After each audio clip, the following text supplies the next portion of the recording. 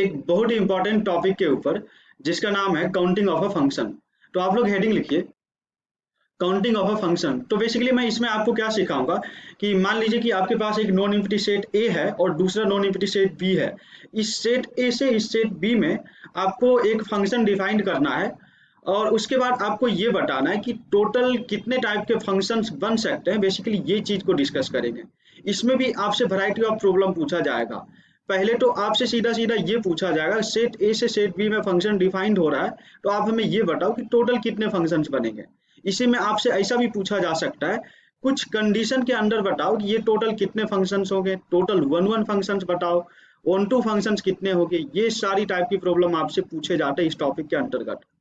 और अभी आप देखोगे ना जेई के सिलेबस में, तो इससे लगभग हर एक साल ही एक एक क्वेश्चन पूछा गया है।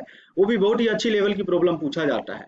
तो आप लोग ये वाली क्लास को बहुत ही सीरियसली अटेंड कीजिएगा ताकि हर एक कॉन्सेप्ट आपको अच्छे से समझ में आए। और मैं कुछ पीएनसी की कॉन्सेप्ट का भी यूज करूंगा। तो आप लोग को याद नहीं रहेगा तो कोई बात नहीं, मैं पूरा चीज अच्छे से एक बार ब्रीफ में समझा दूंगा, तो समझने में दिक्कत नहीं आएगी। तो चलिए बच्चों, आज की क्लास को स्टार्ट करते हैं। और मान लीजिए आपके पास ये तीन सिचुएशंस दिए हुए हैं। फर्स्ट सिचुएशन आपका ऐसा है कि इसमें जो आपका ये non empty set A to set B है दिया हुआ है, इसमें एक फंक्शन एफ डिफाइंड किया गया है। और बाकी दो कंडीशन में भी देखोगे ना तो सेम ही फंक्शन एफ डिफाइंड किया गया है, बट नंबर ऑफ एलिमेंट कम, थोड़ा कम या ज्यादा है। तो इन तीनों केस में आपको ये बताना है कि टोटल कितने फंक्शंस बन सकते हैं। तो देखो बच्चों, फंक्शंस का डेफिनेशन क्या होता है कि अगर सेट ए में जितने भी एलिमेंट है वो सारे के सारे एलिमेंट सेट बी के कुछ या फिर सारे ही एलिमेंट से यूनिकली एसोसिएटेड है, तो हम लोग क्या बोल सकते हैं कि हमारा जो सेट ए है वो सेट बी में एक फंक्शन है।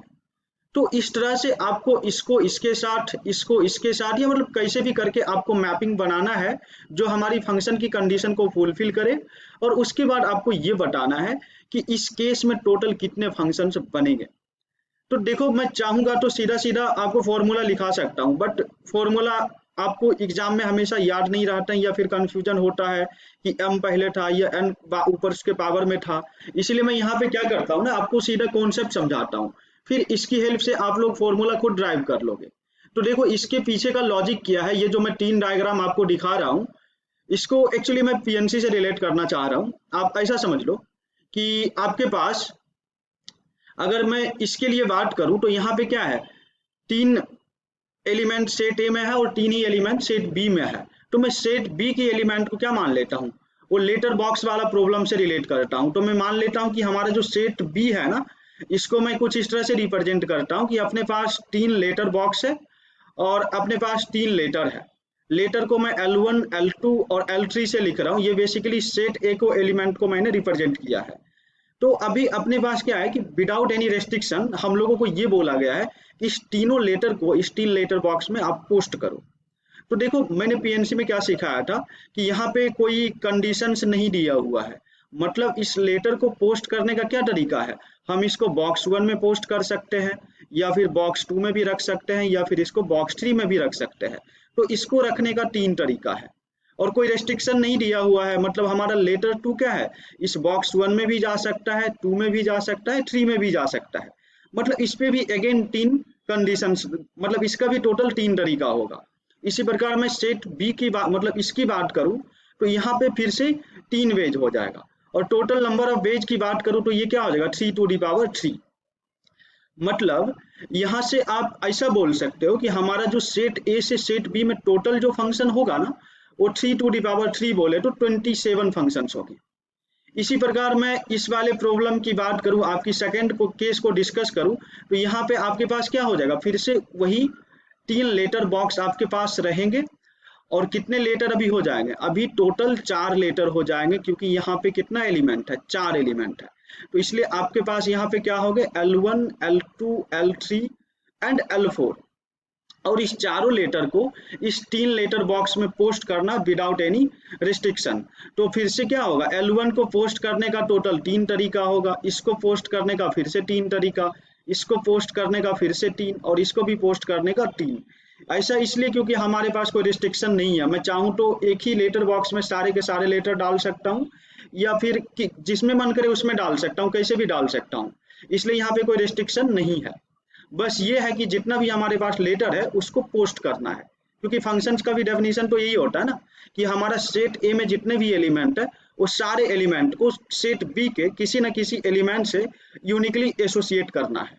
तो यहाँ से आप देखोगे ना, तो यहाँ पे टोटल नंबर ऑफ वेज क्या आ जाएगा, ये 3⁴ आ जाएगा। इसी प्रकार मैं इस केस की बात करूँ तो यहाँ पे क्या हो जाएगा, यहाँ पे आपके पास लेटर बॉक्स ज्यादा हो जाएंगे, मतलब आपके पास 4 लेटर बॉक्स हो जाएंगे और 3 ही लेटर होगा, और इन 3 लेटर को 4 बॉक्स में पोस्ट करना विदाउट एनी रेस्ट्रिक्शन। तो हम लोग यहाँ से क्या बोल सकते हैं कि इस लेटर 1 को पोस्ट करने का क्या तरीका है, इन 4 में से किसी भी बॉक्स में रख सकते हो। इसकी बात करें लेटर 2 की, तो इसके पास भी 4 तरीका होगा, आप 4 में से किसी भी बॉक्स में रख सकते हो। ठीक इसी प्रकार मैं लेटर 3 की बात करूँ तो इसका भी 4 तरीका होगा, आप 4 में से किसी भी एक बॉक्स में रख सकते हो। तो यहाँ से टोटल नंबर ऑफ वेज क्या आ जाएगा, 4⁴, मतलब टोटल 64 वेज हो गए। देखो मैं ये क्यों सिखा रहा हूँ, एक्चुअली इसी की हेल्प से मैं केस को जनरलाइज करना चाह रहा हूँ। अभी यहाँ पे आपको क्या दिया हुआ था, एक में क्या था, अगर मतलब यहाँ पे देखोगे ना जितने एलिमेंट सेट ए में थे उतने ही एलिमेंट सेट बी में थे। यहाँ पे देखोगे तो सेट ए में बी से ज्यादा एलिमेंट थे, और यहाँ पे देखोगे तो सेट ए में बी से कम एलिमेंट थे। बट आपने एक चीज नोटिस किया, हर एक केस में हमारा जो टोटल नंबर ऑफ फंक्शन हुआ वो सेम ही रहा, मतलब सेम ही रहा इन द सेंस, मतलब लिखने का पैटर्न सेम रहा कि को डोमेन का जितना भी एलिमेंट था उसमें जितना नंबर है और हमारा जो डोमेन का एलिमेंट का जितना नंबर है उसको कुछ ऐसा हमने लिखा, नंबर ऑफ कोडोमेन, मतलब कोडोमेन में बेसिकली जितने एलिमेंट है इसका नंबर, और इसका पावर क्या, नंबर ऑफ डोमेन का एलिमेंट। तो यहाँ से बेसिकली चीज़ों को हम जनरलाइज करके कुछ इस तरह से बोल सकते हैं कि अगर मान लीजिए आपके पास सेट ए दिया हुआ है जिसमें क्या m नंबर ऑफ एलिमेंट्स है, और सेट बी दिया हुआ है जिसमें n नंबर ऑफ एलिमेंट्स है, तो यहाँ से आपका जो टोटल नंबर ऑफ फंक्शन होगा from set A to set B ये क्या हो जाएगा, n⁴m, क्योंकि कोडोमेन में टोटल नंबर ऑफ एलिमेंट्स कितना है n, और यहीं पे डोमेन में नंबर ऑफ एलिमेंट्स की बात करें तो m है, तो यहाँ से आप बोल सकते हो n⁴m। So total of number of function from set A to set B आपका क्या हो जाएगा, n⁴m। यहीं पे मैं एक चीज आपसे कुछ ऐसा पूछ लूं कि आप हमें total number of constant function बताओ।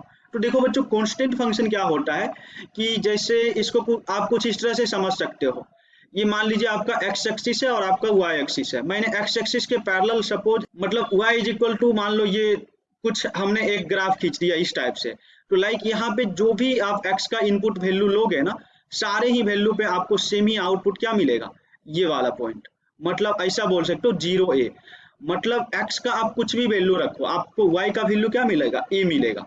इसी चीज को आप फंक्शन में कुछ ऐसा समझ सकते हो, मान लीजिए ये आपका सेट ए है जिसमें ये सारे एलिमेंट्स दिए हुए थे, सेट बी है जिसमें ये 3 एलिमेंट्स दिए हुए हैं। अगर मुझे टोटल नंबर ऑफ, अगर मुझे कांस्टेंट फंक्शन को डिफाइन करना होगा ना तो मैं इसको कुछ इस तरह से सोचूंगा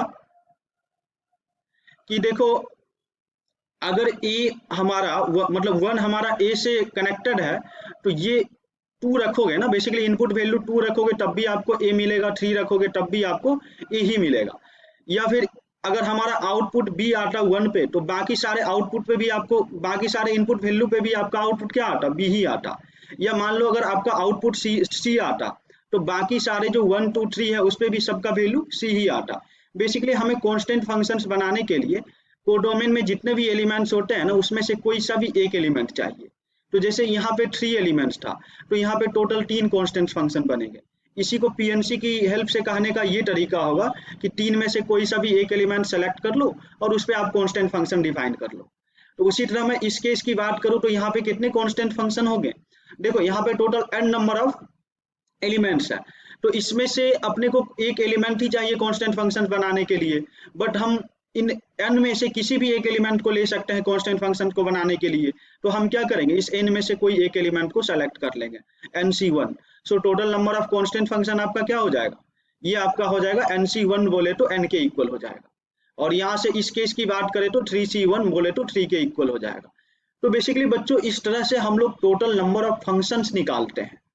देखिए एग्जाम में आपसे इतना सिंपल क्वेश्चन नहीं पूछे जाएगा कि आपके पास 2 सेट दे देगा कुछ इस टाइप का और आपको बोलेगा कि आप हमें फंक्शंस बना के दिखाओ, कितने फंक्शंस बनेंगे। एग्जाम में यही चीज पूछेंगे, बट वो कुछ कंडीशंस दे देंगे, वहां पे आपको प्रॉब्लम कुछ इस टाइप से पूछा जाएगा, ऐसा करके। यहाँ पे देखो आपके पास क्या दिया हुआ है कि आपके पास कोई सेट ए दे रखा है इसने, जिसमें क्या एलिमेंट है, ये 3 एलिमेंट दिया हुआ x1 x2 x3, और दूसरा सेट आपका बी दिया हुआ है जिसमें क्या है, ये टोटल 13 एलिमेंट्स दिए हुए हैं, 1 2 अप टू 13। और आपको ऐसा यहाँ पे ये बोला जा रहा है कि सेट ए से सेट बी में एक फंक्शन एफ डिफाइंड करो जो तुम्हारा कौन सी कंडीशन को सेटिस्फाई करे, एफ एक्स आई प्लस वन, जहाँ पे आई का वैल्यू 1 और 2 होगा। तो मैं अगर चलो यहाँ पे 1 रख देता हूँ तो ये क्या हो जाएगा, f x two minus f x one, मतलब इन दोनों फंक्शन का डिफरेंस जो है वो 2 आना चाहिए, और साथ ही साथ आपका क्या आना चाहिए, f x three minus f x two is equal to 2। मतलब आपको यहाँ पे ऐसा पूछा जाएगा कि सेट ए से सेट बी में एक फंक्शन एफ डिफाइंड किया गया है जो ये दोनों कंडीशंस को सेटिस्फाई करते हैं, और इस केस में आप हमें क्या बताओ, टोटल नंबर ऑफ फंक्शंस बताओ। इसी पे कभी कुछ और कंडीशन इंपोज कर देंगे, बोलेंगे इस केस में आप हमें total number of one functions बताओ। तो अभी हमने क्या सीखा है कि टोटल नंबर ऑफ फंक्शंस कैसे कैलकुलेट करते हैं। तो यहाँ पे आपने जो फॉर्मूला लिखा ना उसका यूज ही नहीं होगा। अगर टोटल नंबर ऑफ फंक्शंस की बात करें तो आप क्या बोलोगे, simply 13 to the power 3, but ये हमारा आंसर ही नहीं होगा। उसने बोला ये तो ठीक है, बट आप इनमें से वो सारी फंक्शंस बताओ जो ये कंडीशंस को सेटिस्फाई कर रही है। तो यहाँ से हमें क्या करना पड़ेगा, इसको प्रॉपर टेबल बना के सोचना पड़ जाएगा। देखो अपने पास कितने फंक्शंस है, एक तो एफ एक्स वन है, एफ एक्स टू है, एफ एक्स थ्री है। तो यहाँ से f x one f x two का वैल्यू क्या हो सकता है, तो 1 2 3 अप टू 13 में से कुछ भी इसका आउटपुट आ सकता है, अगर आप f x one f x two f x three की जगह कोई भी सा भी वैल्यू रखोगे। तो लाइक मैं इसको सबसे पहले कुछ इस तरह से लिख लेता हूँ। अगर हमारा मान लो एफ एक्स वन का वैल्यू अगर 1 आ जाता है तो मैं क्या बोल सकता हूँ, देखो एफ एक्स वन अगर आपका 1 आ गया तो आपका जो एफ एक्स टू हो जाएगा ना, ये क्या हो जाएगा आपका, ये आपका एफ एक्स टू जो हो जाएगा 2 + 1 3 के इक्वल आ जाएगा। और जब आपका एफ एक्स टू का वैल्यू ये 3 के इक्वल आ गया तो मतलब यहाँ से आप क्या बोल सकते हो, आपका जो एफ एक्स थ्री होगा ये किसके इक्वल आ जाएगा, ये आपका 5 के इक्वल आ जाएगा। इसको ऐसा लिख लो, ये आपका एफ एक्स टू हो गया और ये आपका एफ एक्स थ्री हो गया। तो देखो एफ एक्स थ्री का मैक्सिमम वैल्यू क्या हो सकता है, ये 13 तक जाएगा, इससे ज़्यादा तो हो नहीं सकता है। और तो इसके क्रॉसपॉन्डिंग एफ एक्स टू का वैल्यू हमें ऐसा लेना चाहिए जिसके बीच में इन दोनों का डिफरेंस 2 आए। तो चलो मैं पहले इस टेबल को कंप्लीट करता हूँ। अगर आप इसको 1 लोगे तो ये 3 होगा, इसको आप क्या लोगे 3 लोगे तो ये 5 आएगा। तो ये वैल्यू लाइक कहाँ तक जा सकता है, 6 7 8 9 10 11 12 और 13। इसी प्रकार इसके क्रॉसपॉन्डिंग देखोगे ना, अगर आप जब आपका ये 3 होगा तो ये 4 हो जाएगा। आप करके देख लेना, ऐसा मैच करेगा आपके पास 6 7 8 9 10 और ये 11 तक आएगा और ये 2 होगा। जब आप एफ एक्स वन को 2 रखोगे ना तो यहाँ से दिख रहा होगा ये वाला पार्ट इस साइड जाएगा तो एफ एक्स टू का वैल्यू क्या आ जाएगा, 4 आ जाएगा। इसी तरह मैं बाकी चीज़ों को भी लिख रहा हूँ। तो यहाँ पे 3 रखोगे तो आपका एफ एक्स टू का वैल्यू 5 मिल जाएगा और एफ एक्स थ्री का वैल्यू 7 मिल जाएगा। तो इसको मैं कुछ ऐसा लिख सकता हूँ 6 7 8 और 9 तक ये जाएगा। यहाँ पे थोड़ा सा स्पेस की दिक्कत आ रही है, बट आप लोग समझना ये 9 तक हमारा दिया गया है। तो यहाँ से मैं क्या बोल सकता हूँ कि टोटल नंबर ऑफ फंक्शंस कितने होंगे, तो सिंपली आप इन दोनों का डिफरेंस करके देख सकते हो, क्या आ रहा है 2 आ रहा है।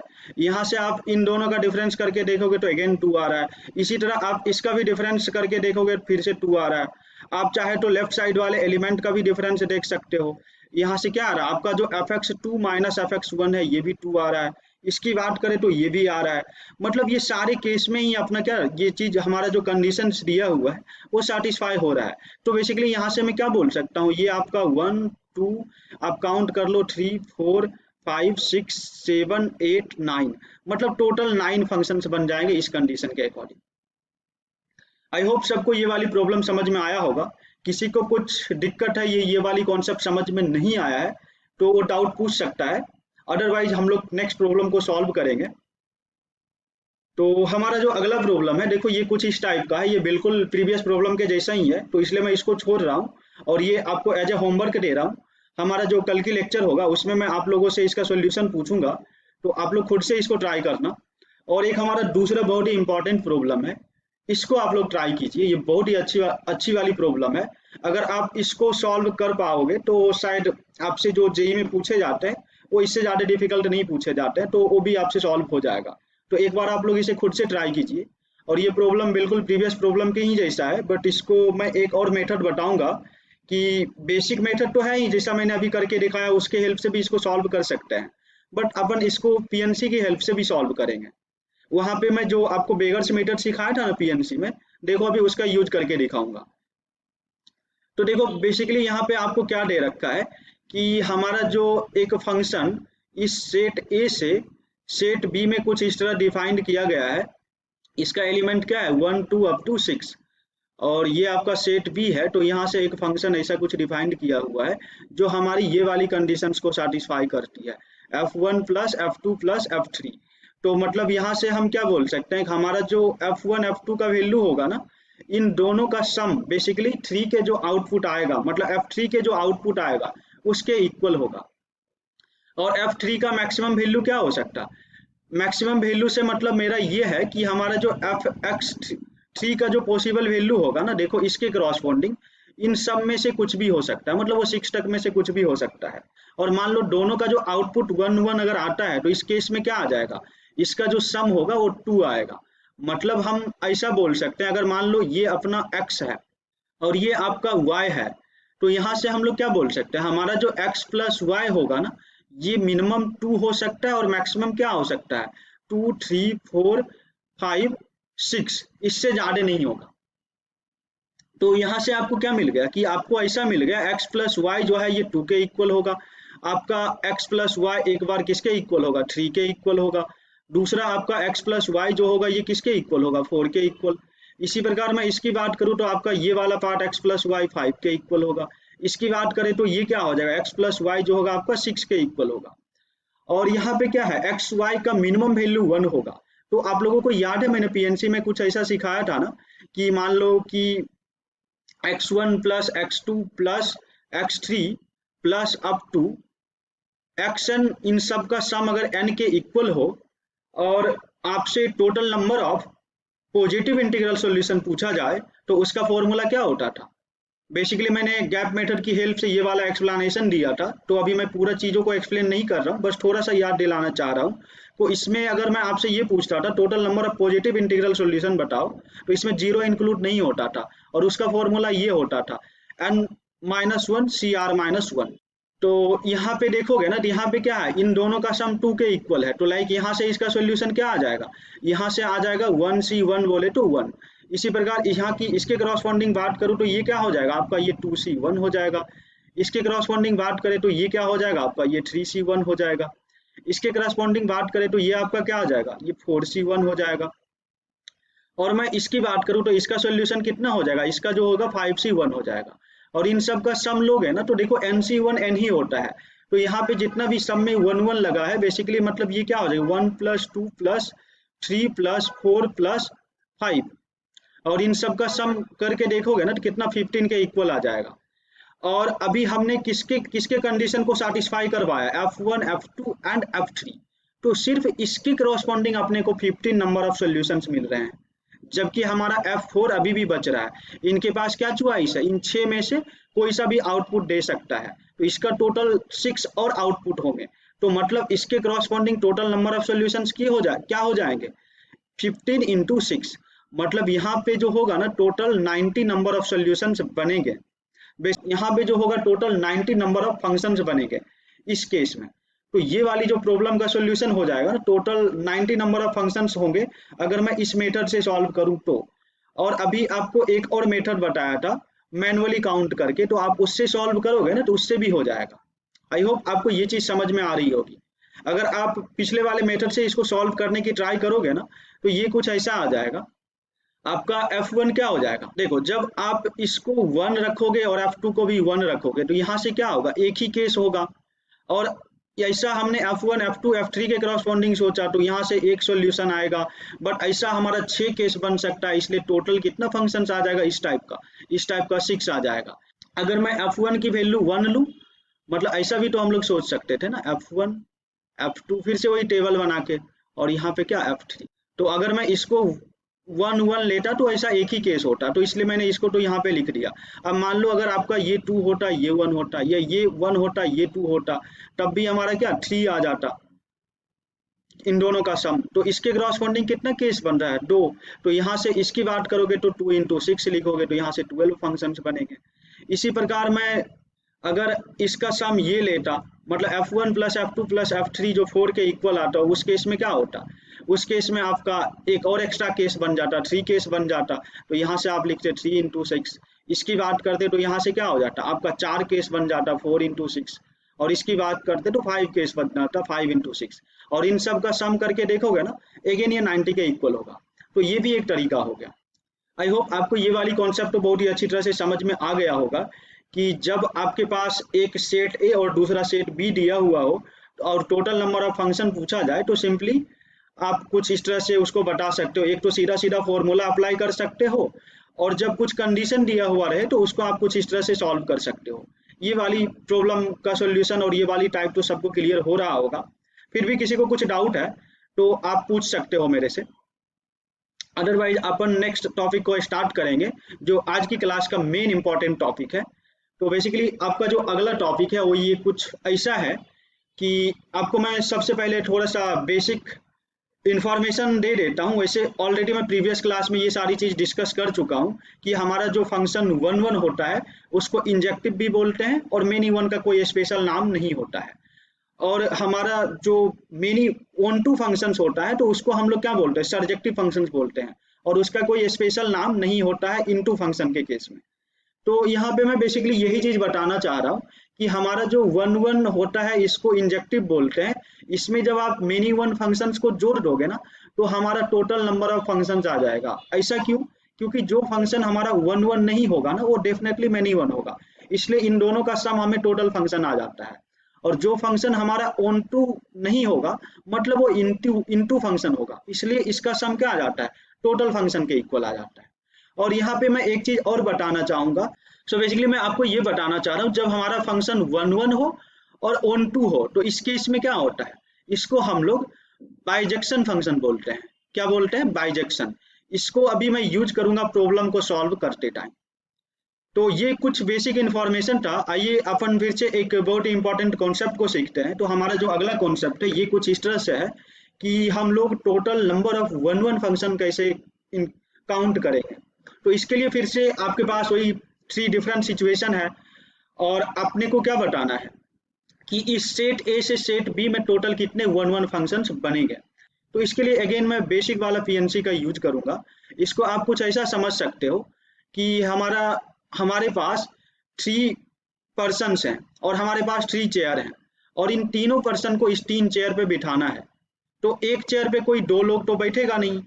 फंक्शन का डेफिनेशन भी यही होता है कि हमारा जैसे 1 अगर ए से जुड़ गया तो 1 वापस बी से नहीं जुड़ सकता है, क्योंकि वो फिर फंक्शन ही नहीं रहेगा, वो रिलेशन हो जाएगा। इसलिए यहाँ पे भी ये वाला एग्जाम्पल प्रॉपर सूट करता है कि अपने पास 3 लोग हैं, उसको 3 चेयर पे बैठाना है, तो एक चेयर पे हम लोग 2 लोगों को नहीं बैठा सकते हैं। तो इसलिए यहाँ से क्या होगा, सपोज 1 अगर इसके साथ आ गया तो बाकी और किसी के साथ वो नहीं जा सकता है। आप मेरी बात समझ पा रहे होंगे। इसी प्रकार 2 अगर मान लो सी के साथ जुड़ गया तो बाकी के साथ सी नहीं जुड़ सकता है, मतलब 3 के साथ सी डेफिनेटली नहीं आएगा, अदरवाइज वो 1 1 फंक्शन रहेगा ही नहीं। इसलिए मैं यहाँ से क्या बोल सकता हूँ कि 1 के पास क्या ऑप्शन है, मतलब ऐसा समझ लो आपके पास 3 पर्सन है, पर्सन 1 पर्सन 2 पर्सन 3, और फिर से 3 चेयर लगे हुए C1 C2 C3। तो इस पर्सन के पास क्या चॉइस है, इन तीनों चेयर में से किसी भी एक चेयर पे बैठ सकते हैं। सो बेसिकली इसके पास 3 तरीका है एक चेयर पे बैठने का। इसकी बात करें तो अभी हमने एक चेयर पे सपोज किसी, मान लो इस पर्सन को इस चेयर पे बिठा दिया, तो आपके पास कितना 2 चेयर और बच रहे होंगे। तो इन बचे हुए 2 पर्सन में से कोई सा भी एक पर्सन यहाँ पे बैठ सकता है 2 तरीके से, और लास्ट में एक चेयर बचेगा और एक पर्सन। तो मतलब 3 पर्सन को 3 चेयर पे बैठाने का क्या तरीका होगा, फैक्टोरियल 3।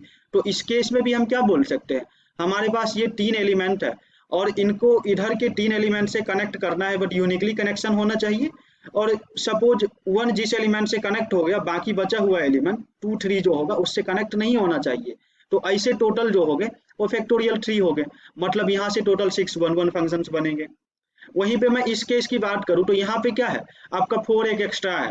मतलब आप ऐसा सोच के देखो ना कि आपके पास 4 लोग हैं और 3 ही चेयर है और चारों को आपको बैठाना है, तो डेफिनेटली एक कोई ना कोई लोग नहीं बैठ पाएगा, मतलब 3 चेयर पे तो 3 ही लोग बैठेंगे, तो एक हमारा कोई ना कोई इसमें से एक जो पर्सन है वो बच जाएगा।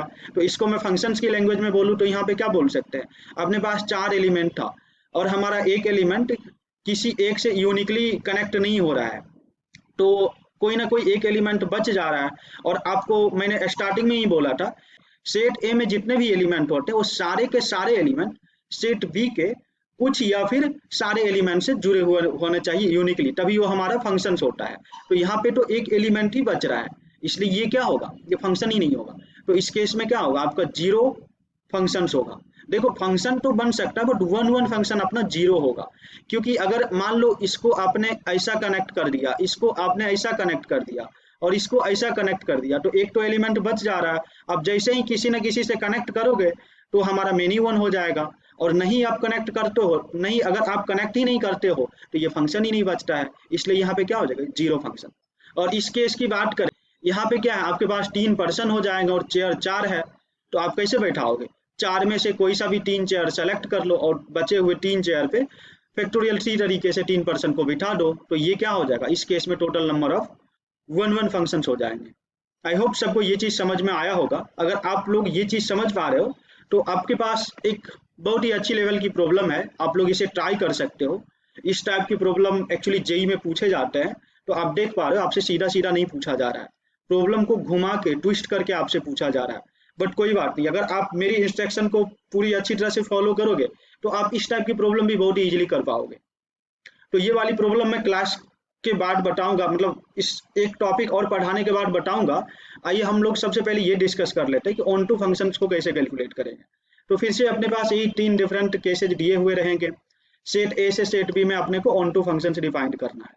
और ऑन टू फंक्शन होता क्या है, देखो बच्चों, ऑन टू फंक्शन बेसिकली ये होता है कि सेट ए में जितने भी एलिमेंट है वो तो सारा ही सेट बी के एलिमेंट से जुड़ा हुआ होना ही चाहिए। बट इस केस में क्या है, सेट बी में जितने भी एलिमेंट है वो सारे के सारे एलिमेंट सेट ए से यूनिकली कनेक्टेड होना चाहिए। मतलब यहाँ पे क्या होगा, आपका जो कोडोमेन होगा ना वही रेंज होगा, तो उसको हम लोग ऑन टू फंक्शंस बोलते हैं। तो यहाँ पे आप देखोगे ना, तो आपके पास क्या है, 3 पर्सन है और इसको 3 चेयर पे बैठाना है। तो यहाँ पे बट ये वाली लॉजिक से मैं नहीं समझाऊंगा, इससे भी आप सोच सकते हो, बट बाकी 2 केस में वो लॉजिक परफेक्टली अप्लाइड नहीं होगे। तो यहाँ पे आप ऐसा समझ लो कि आपके पास 3 पेन है और अपने को क्या करना है, उसको 3 स्टूडेंट में डिस्ट्रीब्यूट करना है। तो हम क्या कर सकते हैं, सबको एक एक पेन दे सकते हैं, बट कितने तरीके से दे सकते हैं, फैक्टोरियल 3 पेज से। इसको आप ऐसा भी समझ सकते हो कि अपने पास 3 लोगों का ग्रुप है, उसको एक एक ग्रुप में, सॉरी एक एक मेंबर के 3 ग्रुप में डिवाइड करना है। तो हम लोग कुछ इस तरह से डिवाइड कर सकते हैं ना, एक एक का 3 ग्रुप बना देंगे और इसको क्या कर देंगे, ग्रुपिंग मैंने बताया था पीएनसी में, आपको याद होगा। तो वहां से आप लोग क्या लिख सकते हो, इसको इसको लिखोगे factorial 3 divide by factorial 1 factorial 1 factorial 1। और यहाँ पे ये 3 आइडेंटिकल चीजें हैं, इसलिए हमें फैक्टोरियल 3 से डिवाइड भी करना पड़ेगा। तो यहाँ पे हमने अभी चीजों को डिवाइड किया। अब ये 3 पर्सन को इस 3 चेयर पे बैठाने का या 3 ग्रुप में डिवाइड करने, मतलब ऐसा समझ सकते हो ना, ये 3 जो हमारा पर्सन था इसको 3 ग्रुप में डिवाइड करने का भी तो फैक्टोरियल 3 तरीके हो गए। तो ये क्या हो जाएगा, फैक्टोरियल 3, और यहाँ से क्या आ जाएगा आपका 6। इसी तरह मैं इसकी बात करूं तो यहाँ पे क्या हो जाएगा, अपने पास अभी क्या है, 4 पर्सन है और उसको 3 चेयर पे बैठाना है। आप सोच के देखो ना, ऐसा पॉसिबल हो पाएगा क्या, 4 पर्सन 3 चेयर पे बैठाना। इसीलिए मैंने बोला था ये एग्जाम्पल गलत हो जाएगा। तो यहाँ पे अपने को ऐसा नहीं सोचना है, यहाँ पे आपको ग्रुपिंग वाला लॉजिक सोचना है।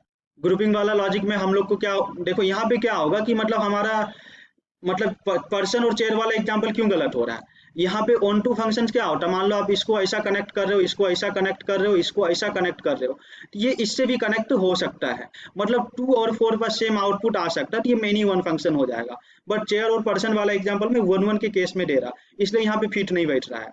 इसलिए हम लोग को क्या सोचना पड़ जाएगा, ऐसा सोचना पड़ जाएगा कि मान लो कि अपने पास 4 लोग हैं और इनको 3 ग्रुप में डिवाइड करना है। तो 3 ग्रुप में जब डिवाइड करोगे ना, तो हर एक ग्रुप में क्या आएगा, एक एक आ जाएगा।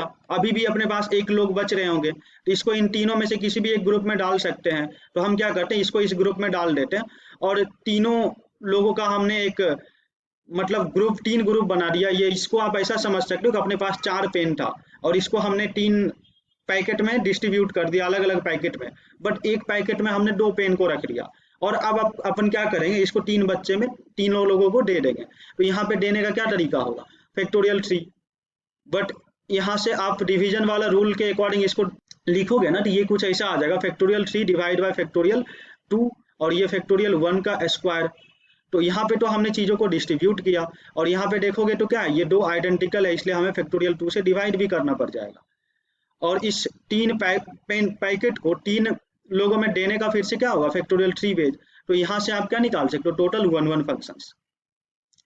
इसी प्रकार यहाँ पे बात करें ना, तो यहाँ पे क्या हो जाएगा कि आपके पास 3 पेन है और 4 लोगों को देना है, तो पॉसिबल ही नहीं है। आप 3 पेन को 4 लोगों में कैसे डिस्ट्रीब्यूट करोगे।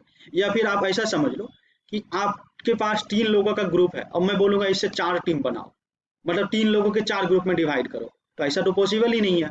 तो इसलिए इस केस में क्या आ जाएगा, आपका 0 1 2 फंक्शन आ जाएगा। अच्छा, पिछले वाले केस में मैंने आपको ये सिखाया कि 1 फंक्शन कैसे कैलकुलेट करते हैं, और अभी मैं आपको ये सिखा रहा हूँ कि टोटल ऑन टू फंक्शन कैसे कैलकुलेट कर रहे हैं।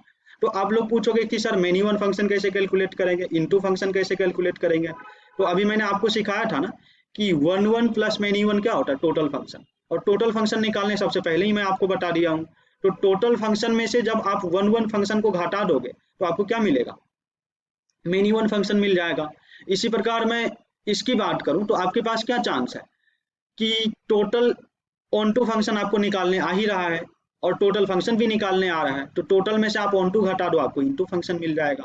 तो बेसिकली हमने फंक्शन के जितने भी टाइप थे वो सारे टाइप को कवर कर लिया। आइए अब इस पे बेस्ड कुछ इंपॉर्टेंट प्रॉब्लम को सॉल्व करते हैं। तो आपके पास फर्स्ट जो प्रॉब्लम है ये कुछ इस टाइप से दिया हुआ है कि find the number of bijection function from the set A to itself. तो यहाँ पे क्या है, सेट ए में जो है ना 1 2 3 अप टू कितना एलिमेंट है, 106 एलिमेंट है। और इसी सेट को इसी से वापस कनेक्ट करके अपने को क्या बनाना है, फंक्शन बनाना है। वो भी कैसा फंक्शन, बाइजेक्शन फंक्शन।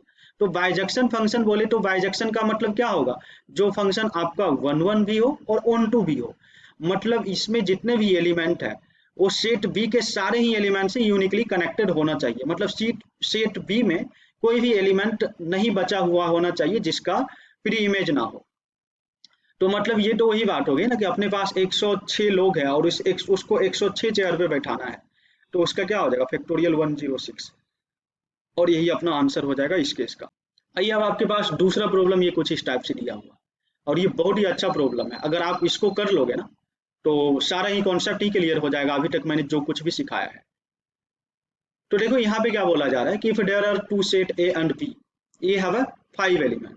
तो देखो सेट ए जो है ना इसमें क्या है, 5 एलिमेंट है। आप ऐसा मान लेते 1 2 3 4 5। और अपना जो सेट बी है ना इसमें क्या है, टोटल 7 एलिमेंट है। तो चलो हम ऐसा ले लेते A B C D E F G, तो टोटल 7 एलिमेंट्स हो गया। ये अपना सेट बी में हो गया। और इस सेट ए से सेट बी में एक फंक्शन डिफाइन किया गया है, और अल्फा जो है ना आपका ये टोटल नंबर ऑफ 1 फंक्शन है from set A to B. तो यहाँ पे देखोगे इसमें क्या है, अपने पास 7 एलिमेंट्स है, मतलब 7 चेयर है और 5 पर्सन है, तो कोई ना कोई 2 चेयर वैकेंट रहेगा। तो आप क्या करोगे, इस 7 में से पहले 5 चेयर को सेलेक्ट कर लो 7C5, और इस 5 चेयर को 5 तरीके से अरेंज कर दो फैक्टोरियल 5। तो ये आपका क्या आ जाएगा, ये आपका अल्फा का वैल्यू आ गया।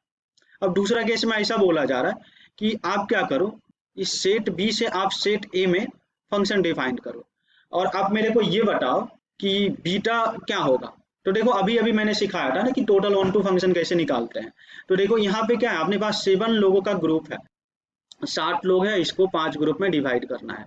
तो हम लोग इसको कुछ इस तरह से डिवाइड कर सकते हैं। मान लीजिए मैं क्या करता हूँ, 5 लोगों को मतलब 4 ग्रुप में एक एक मेंबर को रहने देते हैं और 5वां ग्रुप में 3 मेंबर को रहने देते हैं। और फिर अपन क्या करते हैं कि हम लोग 1 1 और ऐसा डिवाइड कर लेते हैं, और तो कोई डिवीजन पॉसिबल होगा नहीं, आप सोच के देख लो। तो और कुछ नहीं होगा, तो यहाँ से आपको क्या मिल जाएगा, फैक्टोरियल 7 डिवाइड बाय इसके करॉस्पॉन्डिंग 4 टाइम्स 1 आएगा, तो फैक्टोरियल 1 का पावर 4, और ये डिवाइड बाय फैक्टोरियल 3, और ये 4 टाइम्स रिपीट कर रहा है इसलिए हमें 1 डिवाइड बाय फैक्टोरियल 4 भी लिखना पड़ेगा। और यहाँ पे फैक्टोरियल 5 प्लस क्या हो जाएगा आपका, फैक्टोरियल 7 होगा, और यहाँ पे क्या लिखोगे आप, देखो ये इसके लिए मैंने 1/2 का स्क्वायर लिखा और ये 2 आइडेंटिकल रिपीट कर रहा है इसलिए हमने ऐसा लिखा, और मल्टीप्लाइड बाय फैक्टोरियल 5 करना होगा। ये आपका क्या आ जाएगा, बीटा का वैल्यू। इसको और इसको आप कैलकुलेट कर लो और इन दोनों का डिफरेंस लिख लो और डिवाइड बाय फैक्टोरियल 5 बोले तो 120 कर लो। यहाँ से जो भी नॉमेरिकल वैल्यू आएगा यही आपका आंसर होगा। तो देखो एग्जाम में इतने कैलकुलेटिव भी क्वेश्चन पूछ सकते हैं, जरूरी नहीं कि हमेशा आपसे simply total number of functions पूछे, ऐसा भी पूछा जा सकता है। आइए मैं एक दूसरा इंपॉर्टेंट क्वेश्चंस की बात करता हूँ। ये कुछ इस तरह से दिए हुए हैं, आपके पास क्या है, सेट ए है जिसमें n नंबर ऑफ एलिमेंट्स है, और दूसरा आपके पास क्या है, सेट बी है जिसमें क्या है ए बी दो एलिमेंट है, और number of onto function पूछा जा रहा है। सरजेक्शन का मतलब ऑन टू फंक्शन से होता है। तो देखो number of onto function क्या हो जाएगा, मैं तो आपको ग्रुपिंग वाला मेथड सिखाया, तो n नंबर ऑफ पर्सन्स है, n कितना भी नंबर वैल्यू हो सकता है, मतलब 100 200 500, इसको दो ग्रुप में डिवाइड करना है तो बहुत सारा तरीके बन जाएंगे। मतलब मैं आपसे ऐसा बोल दूं 100 लोगों को दो के ग्रुप में डिवाइड करो तो बहुत सारा पॉसिबिलिटी हो जाएगा ना। कोई एक ग्रुप में एक रखोगे, दूसरे में 99 रखोगे, एक में दो रखोगे, दूसरे में 98, एक में तीन, दूसरे में 97, तो ऐसा करेंगे तो बहुत ज्यादा ग्रुप बन जाएगा। तो यहाँ पे कैलकुलेशन भी बहुत तगड़ा लेवल का हो जाएगा। तो इस चीज से बचने के लिए हम लोग क्या करते हैं, एक तरीका तो इसका ऐसा हो जाएगा कि हमें total number of onto function पूछा है ना, तो हमें पता है टोटल फंक्शन कितने होंगे, और मैं इनटू फंक्शन ही कैलकुलेट कर लेता हूँ। इनटू फंक्शन क्या होगा, अगर इसको मैं इस ए से जोड़ देता हूँ सबको ऐसा करके कुछ इस तरह से, तो एक एलिमेंट बच जाएगा, तो ये इनटू फंक्शन हो जाएगा। इसी तरह मैं बी के लिए भी बोल सकता हूँ, तो मतलब टोटल इनटू फंक्शन क्या ही होगा, दो होगा। टोटल ऑन टू फंक्शन क्या हो जाएगा, 2 टू दी पावर n में से आप क्या कर लो, सिंपली 2 को सब्ट्रैक्ट कर दो, तो ये total number of onto function आ गया। बट मान लो यहाँ पे ट्विस्ट ऐसा हो सकता था कि ये वाला जो पार्ट है ना, इसमें दो ना दे करके 20 एलिमेंट है, या कुछ और भी ज्यादा एलिमेंट दे दे, तो वहां पे ये वाला लॉजिक लगेगा ही नहीं।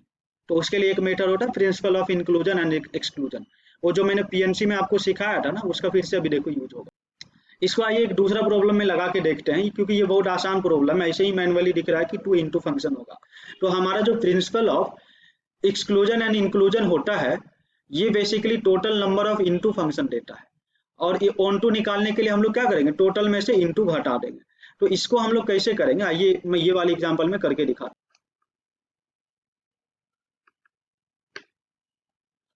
देखो दूसरा प्रॉब्लम है नहीं अपने पास, तो चलो इसी में मैं करके दिखाता हूँ। यहाँ पे क्या है, दो एलिमेंट है। अब मान लो समझने के लिए मैं थोड़ा डाटा को चेंज कर देता हूँ, दो ना होके मान लो ऐसा कुछ होता, इसमें 3 और 4 एलिमेंट होता, तो अपन क्या करते, इस 4 में से कोई सा भी एक एलिमेंट को सेलेक्ट करते, और बचते अपने पास कितना, 3 एलिमेंट बच जाते, तो 3 का पावर हम लोग n लिखते। अगला केस में क्या लिखते हैं, हम लोग माइनस करते 4c2, और यहाँ पे क्या देखो, ये चीज मैं बहुत ही अच्छे से प्रीवियस लेक्चर में समझाया था, मतलब पीएनसी वाली लेक्चर में। तो यहाँ से क्या करोगे, इस 4 में से आप 2 को सेलेक्ट कर लोगे तो 2 बचेगा, तो 2 का पावर n लिखोगे। अगला आपका क्या हो जाएगा, 4c3, और 1 बचेगा, 1 का पावर n।